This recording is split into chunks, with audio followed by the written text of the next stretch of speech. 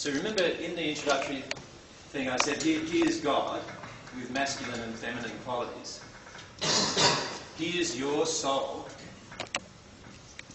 And God and you can have a connection. And when God and you have a connection, and this divine love, so the divine love that comes from God, and I call it divine love because it's God's love, it's not your love. It's different quality and different attributes to your love. And the divine love enters your soul. What it does is it transforms your soul. It changes your soul from a human soul into, once you're at one with God, into a divine soul, or you could call it an angel, is sometimes the terms you hear from the New Age movement. And what happens is as God's divine love enters your soul, it transforms your soul, it changes who you are. What does it look like for someone who's watching that happen? If it's a spirit watching it happen, what they see is a beam of light from an unknown source that they can't identify, entering the person. And what happens in the spirit form is that as the person's receiving divine love, the spirit form just lights up like turning on a light. And while you're receiving divine love, the spirit form lights up like that. And then when you've finished receiving divine love, and when I say finished, because if you're not yet at one with God, the divine love ebbs and flows into you, depending upon what resistance you have inside of your own soul, right?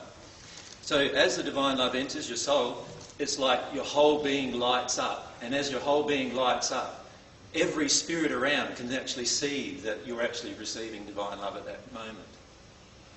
It's just here on earth it's not easily seen, except if we have our third eye chakra developed enough to be able to see things like that.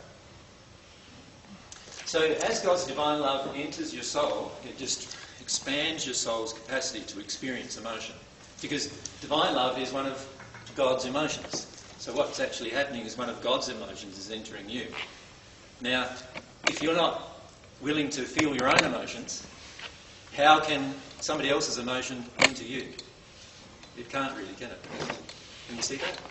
If you're blocking off your own emotions, then God's emotion is not going to be able to enter you. So, my suggestion is to start doing some things about the divine love and receiving divine love into your soul. And I'll talk about some things about that later. About 3 particular things that you'll need to do to actually make that happen. And we'll explain those things. It's very simple to understand.